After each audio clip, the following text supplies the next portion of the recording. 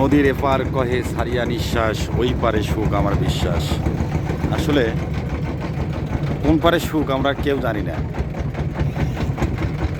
দেখতে পাচ্ছেন ওই যে ব্রিজ, ক্যামেরাটা জুম করে দেখলে হয়তো বোঝা যাবে। এটা হচ্ছে হরিপুর ব্রিজ।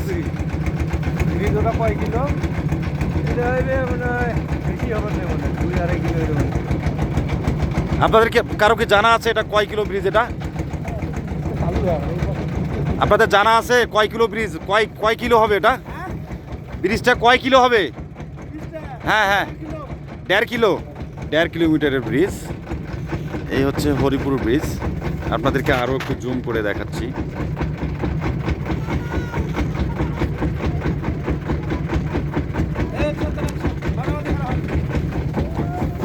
আমার জীবনের প্রথম নৌকাতে চললাম, আমার দারুণ একটা অভিজ্ঞতা।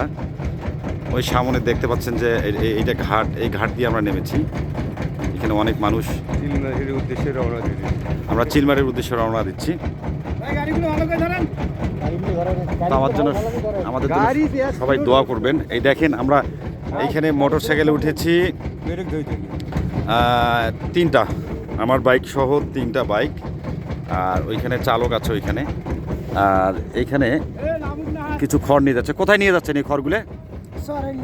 চরে। কোন চরে? হ্যাঁ, রাঘবের চরে। এলে কোথা থেকে নিয়ে আসছেন? নিয়ে আসলাম মজিন্দার থেকে। বুঝিনি। ধুপনি থেকে এলে কিনলেন? এলে কিনলেন এগুলো? দেখতে পাচ্ছেন এই যে নৌকা, নৌকাতে মানুষ পারাপার হচ্ছে। খুব ভালো লাগতেছে আমার। আপনাদের কাছে অবশ্যই ভালো লাগবে আশা করি। তো এগুলো কত করে হাজার কিনছেন? এগুলো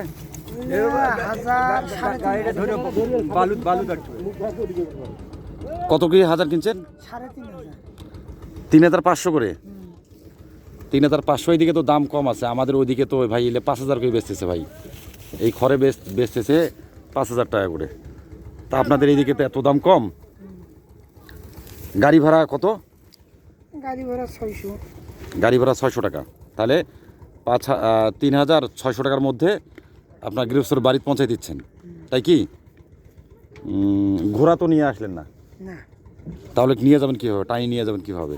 ঘোড়া আবার আনবো। ও আবার এই নৌকাত করে নিয়ে আসবেন?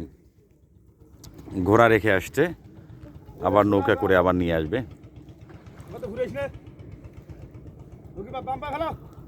আমি তো এই প্রথম আমার এরকম একটা অভিজ্ঞতা হলো যে নৌকা চড়ে এপার থেকে ওপারে চলে আসলাম।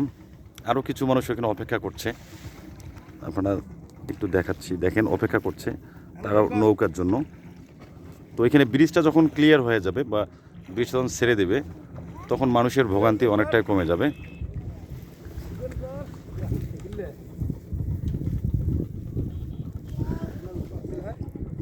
এখন কি স্টার্ট করে আবার টান দিবেন? কোন দিকে যাবেন?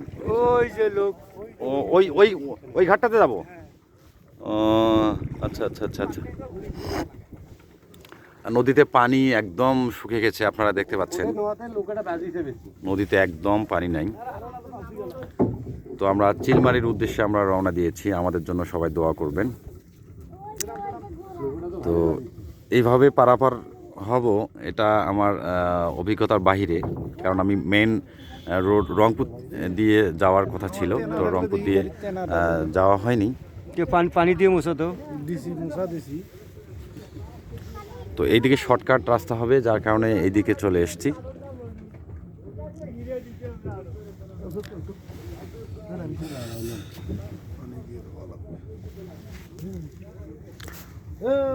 তো ভিডিওটা উপভোগ করতে থাকুন।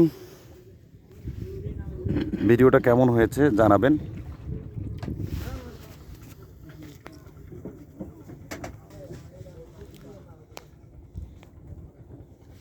সবাইকে ধন্যবাদ।